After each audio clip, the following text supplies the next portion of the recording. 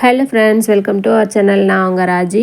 கேளக்கி சித்தரோட videos எங்கே பார்த்தாலும் அதுக்கு கீழே இருக்கிற கமெண்ட்ஸில் நிறைய பேர் ஒரே விஷயத்தை தாங்க சொல்லியிருக்காங்க. 3 days 1 weekலாம் நாங்கள் மந்திரம் சொல்கிறோம், ஆனால் கேளக்கி சித்தரை உணரவே முடியல, பார்க்கவே முடியல அப்படின்னு சொல்லிட்டு நிறைய பேர் சொல்லியிருந்தீங்க. அவங்களுக்காக இந்த வீடியோ முடியும் போது கண்டிப்பாக உங்களுக்கு அதுக்கான ஆன்சர் கிடச்சிருக்குன்னு நான் நம்புகிறேன். சித்தர்கள் குகையில் மலையில் தான் இருப்பாங்கன்னு நம்ம நம்பிட்டுருக்கோம். அப்படிலாம் கிடையாதுங்க. சித்தர்கள் எல்லா இடத்துலையும் இருக்காங்க. சித்தர்களோட அருள் பார்வை நம்ம மேலே எப்பயும் இருந்துகிட்டே தாங்க இருக்கும்.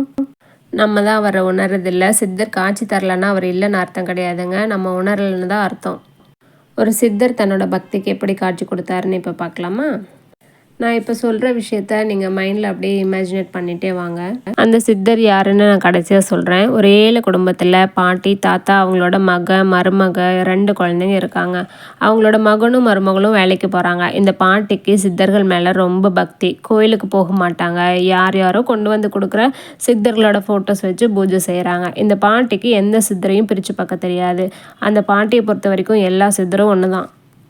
தினமும் ஏர்லி மார்னிங் எழுந்து விளக்கேற்றி தியானத்தில் உட்காந்துருவாங்க இந்த பாட்டிக்கு எந்த மந்திரமும் தெரியாதனால ரொம்ப நேரத்துக்கு சின்ன அசைவு கூட இல்லாமல் மனசை ஒரு நிலையில் வச்சு மௌனத்தையே மந்திரமாக நினச்சி தியானத்தில் அமைதியாக உட்காந்துட்ருக்காங்க.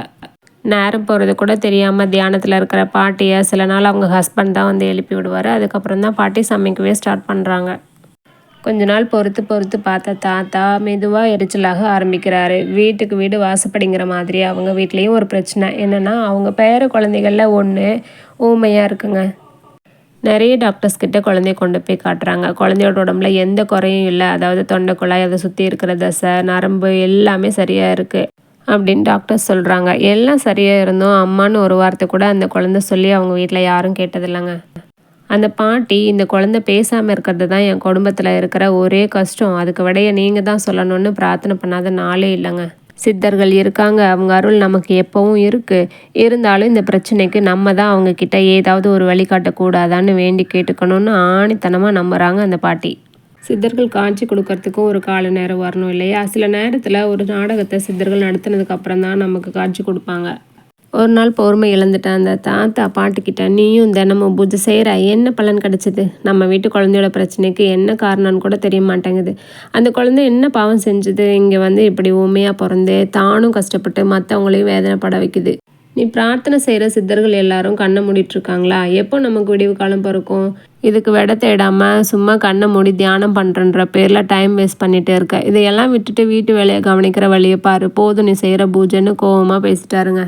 அந்த பாட்டி அவர் சொன்னது கவனிக்காமல் தான் செய்கிற தியானத்தில் கான்சன்ட்ரேட் பண்ணிட்டு இருந்தாங்க. எத்தனை தடவை சொல்லியும் கேட்க மாட்டியா? அப்படி என்ன பெரிய தியானம் உனக்கு பெருசுன்னு பாட்டி ஏட்டி உதச்சிட்றாரு. அந்த எதிர்பாராத தாக்குதலுக்கு அப்புறம் பாட்டி தியானத்துலேருந்து எழுந்து, இங்கே என்ன தப்பு நடந்துச்சு அப்படின்னு கேட்குறாங்க. இங்கே ஒருத்த நாய் மாதிரி கத்திட்ருக்கேன், நீ பாட்டுக்கு எப்போ பார்த்தாலும் தியானம் பூஜைன்னு உட்காந்துக்கிற. நீ எவ்வளோ செஞ்சாலும் ஒரு புண்ணியமும் இல்லை. இதெல்லாம் எதுக்குன்னு கேட்டால் நம்ம பேர குழந்தைக்கு தானே சொல்கிறேன்.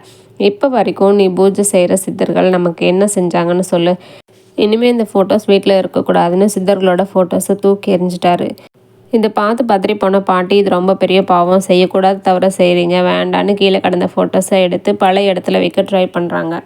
இந்த ஃபோட்டோஸ் இருந்தால் தானே பூஜை செய்வேன், இனிமேல் நீங்கள் பூஜையே செய்யக்கூடாதுன்னு சித்தர்களோட ஃபோட்டோஸை கிழிச்சு போட்டதோட மட்டும் இல்லாமல் அந்த ஃபோட்டோஸை ஒரே இடத்துல போட்டு தீ மூட்டிட்டாரு. இதை பார்த்த பாட்டி அப்படியே மூச்சு பேச்சு இல்லாமல் விழுந்துடுறாங்க. புத்தி இல்லாமல் மேலே தப்பு செய்கிற அந்த தாத்தா அந்த பாட்டி நினைவில்லாமல் கீழே விழுந்தது கூட நினச்சி பார்க்காம அவங்கள கவனிக்காமல் வீட்டை விட்டு வெளியே போயிடுறாங்க.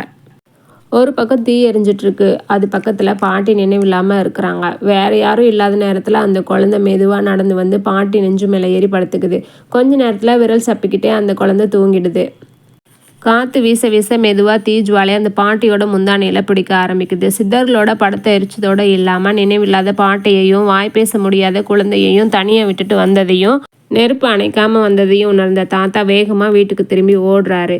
அவங்க 2 பேரையும் பார்த்த தாத்தாவுக்கு ஒரு நிமிஷம் எதையுமே நின்று போயிடுதுங்க. வேகமாக குழந்தைய தூக்கிட்டு பக்கத்தில் இருந்த தண்ணி பாத்திரத்தை தூக்கி ஊற்றுறாரு. அவசரத்தில் தண்ணி எங்கேயோ போய் விழுந்துடுது. நெருப்பு அணையில் அதுக்குள்ளே தீயோட வேகம் திசை மாறி வீடு முழுக்க பரவ ஆரம்பிக்குது. இவர் போட்ட சத்தத்தில் அக்கம் பக்கத்தில் இருக்கிறவங்க ஓடி வந்து தீ அணைச்சி பாட்டியை வெளியில் இருக்கிற ரூமுக்கு தூக்கிட்டு போய் தண்ணி தெளித்து எழுப்புறாங்க. நடந்தது எதுவும் தெரியாத பாட்டி தன்னோட புடவையில் துணி கருகிய வாசனை வர என்னன்னு பார்க்குறாங்க. முந்தானையில் பெரும்பாகம் கருகி போயிருந்ததுங்க. தன்னோட கணவரை நிமிர்ந்து பார்க்க அவரோ குற்ற உணர்ச்சியில் தலை குனிஞ்சு நிற்கிறாரு. மெதுவாக எழுந்த பாட்டி வீட்டுக்குள்ளே போய் பார்க்குறாங்க. எல்லா சித்தர்களோட ஃபோட்டோஸும் சாம்பலாக இருந்ததுங்க. மனசு வருத்தத்தோட பாட்டி அவங்க ரூம்குள்ளே போகிறாங்க. தாத்தாவும் பின்னாடியே போகிறாங்க. பாட்டி ட்ரெஸ் மாற்றலான்னு அவங்களோட பெட்டியை திறக்கிறாங்க. அதுக்குள்ளே தீயில் அழிஞ்சு போனால் அத்தனை சித்தர்கள் படமும் புது பொலிவோடு இருக்குங்க. அதை பார்த்து தாத்தா அரண்டு போயிட்டாரு. ஃபோட்டோஸ் எரிச்ச இடத்துல போய் பார்க்குறாரு. அங்கே எரிஞ்சு போன சாம்பல் தடம் கூட இல்லாமல் மறைஞ்சு போயிருந்தது. அதிர்ச்சியோடு அத்தனையும் பார்த்துட்டு இருந்த தாத்தாவை வாசல்லேருந்து யாரோ கூப்பிட்ற சத்தம் கேட்குது. வாசலுக்கு போன தாத்தா ஒரு சாதுவை பார்க்குறாரு. எரிச்சலோட எண்ணெயா வேணும்னு சவுண்டை ரைஸ் பண்ணி கேட்குறாரு. ரொம்ப தாகமாக இருக்குது, குடிக்க கொஞ்சம் தண்ணி தரீங்களா அப்படின்னு ரொம்ப டயர்டாக கேட்குறாரு அந்த சாது. இருங்க எடுத்துகிட்டு வரேன்னு கோவமாக உள்ளே போகிற தாத்தா திரும்பி வரத்துக்குள்ளே அந்த சாது காணாமல் போய்ட்றாருங்க. வாசப்படியில் ஒரே ஒரு ஓலைச்சுவடி மட்டும் இருந்துச்சு. கையில் இருந்த தண்ணி டம்ளரை கீழே வச்சுட்டு அந்த ஓலையில் என்ன இருக்குன்னு கை நடுக்கத்தோடு எடுத்து பார்க்குறாரு. அதில் என்ன எழுதியிருந்ததுன்னா, முட்டாளே, இறைபக்தியோடு இருந்து சொந்தமாக எதுவும் செய்யாத உன்னோட மனைவியோட வேண்டுதலால் தான் இத்தனை நாளாக நாங்கள் காப்பாற்றிட்டு வந்தோம். எத்தனை தவறுகளை செய்வ? சுயமாக நல்ல சிந்தனை செய்யலைன்னாலும் அடுத்தவங்க நம்பிக்கையை அழிக்க உனக்கு யார் அதிகாரம் கொடுத்தாங்க? உன் பேர குழந்தை பேசாமல் போனது நீ உன்னோட வாலிப பருவத்தில் எத்தனை மகன்களை தவறாக பேசின, திட்டுன. அவங்கள தவறாக பேசிய சாபந்தான் குழந்தை வழியாக உன்னை எத்தனை நாளாக வாட்டி எடுத்துச்சு.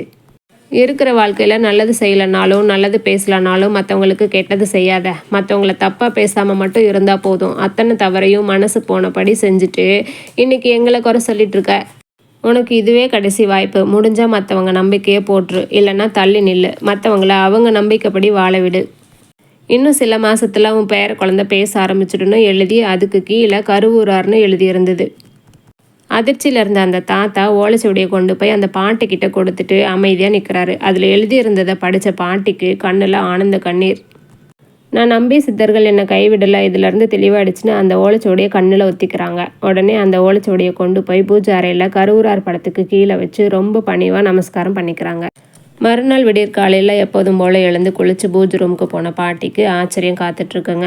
பூஜை ரூமில் ஆல்ரெடி விளக்கு ஏற்றி சாம்பிராணி ஊதுபத்தியோட வாசம். அதோட ஒரு ஓரமாக பாட்டிக்கு முன்னாடியே எழுந்து தியானத்தில் நம்ம தாத்தா உட்காந்துட்ருக்காரு. அன்னையிலேருந்து அவங்க லைஃப்பில் புது சாப்டர் ஸ்டார்ட் ஆகிடுச்சு. சித்தர் சொன்னது போல் சில மாதத்தில் அவங்க பேர குழந்தையும் பேச ஆரம்பிச்சிட்டாங்க. அவங்களோட ஃபேமிலியில் ஹாப்பினஸ் எப்பயுமே இருந்துகிட்டே இருக்குது. தாத்தாவும் பாட்டியும் சித்தர்களோட சிஷ்யர்களாகவே மாறிட்டாங்க. இந்த வீடியோவை ஃபுல்லாக பார்த்துருப்பீங்க. உங்களுக்கான ஆன்சர் இதில் கிடச்சிருக்குன்னு நினைக்கிறேன். இந்த வீடியோவை பிடிச்சவங்க கண்டிப்பாக லைக் பண்ணுங்கள். அந்த கவுண்டிங்கை வச்சு உங்கள் எத்தனை பேருக்கு இந்த வீடியோ பிடிச்சிருக்குன்னு நான் தெரிஞ்சுக்கிறேன். இந்த வீடியோ பிடிச்சிருந்ததுன்னா like, comment, share and subscribe பண்ணி சப்போர்ட் பண்ணுங்கள். சுகமே சூழ்க. Thank you friends.